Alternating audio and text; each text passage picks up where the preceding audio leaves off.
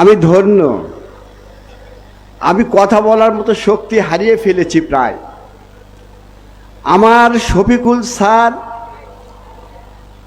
বুড়া শহীদ ময়দানে উপস্থিত হয়, এতগুলো লোক স্যারের আগমনে উপস্থিত হয়েছে, এই কথাটা, এই দৃষ্টিটা আমাকে পাগলের মতো করে দিয়েছে।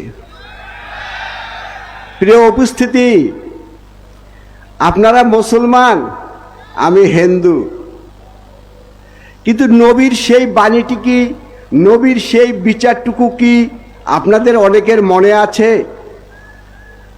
যে ন্যায় বিচারের জন্য মহামানব, শ্রেষ্ঠ মহামানব হিসেবে পরিচিতি লাভ করেছিলেন, যার শক্তির বদৌলতে মুসলিম সম্প্রদায় এই বিশ্বে সংখ্যা গরিষ্ঠ মানব হিসেবে পরিচিতি লাভ করেছে। প্রিয় উপস্থিতি, তাল গাছটি কার? মুসলমানের না সংখ্যালঘুর?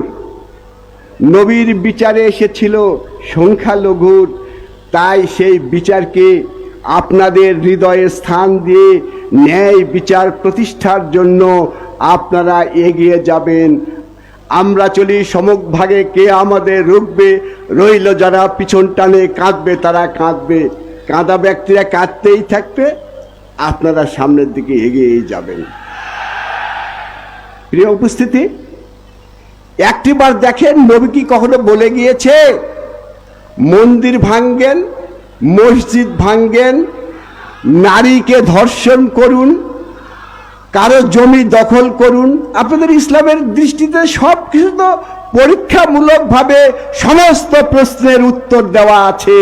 স্যার, আপনার তো সেই কর্ণধার জামাতে ইসলাম বাংলাদেশের, আমাদের সংখ্যালঘু সব সম্প্রদায়কে ভালোবাসার হাত তুলে কাছে টেনে নেওয়ার চেষ্টা করুন।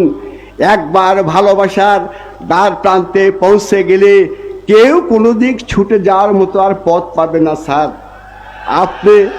আপনি সেইটুকুই শুধু গ্রহণ করুন, অন্যান্য রাজনীতিবিদরাও সেই কিছু গ্রহণ করবে।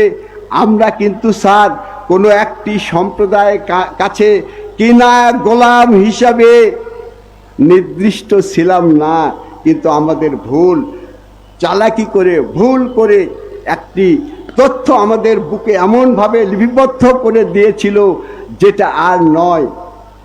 পরিশেষে শুধু এইটুকু কথাই বলবো স্যার, এই কথাটুকু হলো, শেষ যার সব ভালো তার। স্যার, আপনার মহান দায়িত্ব এসেছে, এই মহান দায়িত্বকে সুসংগঠিত করে সমস্ত মানুষের ভালোবাসাটুকু আদায় করে নিন, ঈশ্বর আপনার মঙ্গল করবে। আদাব স্যার, সমস্ত নেতৃবৃন্দকে আদাব, উপস্থিতিদের আদাব। ভালো থাকুন সবাই।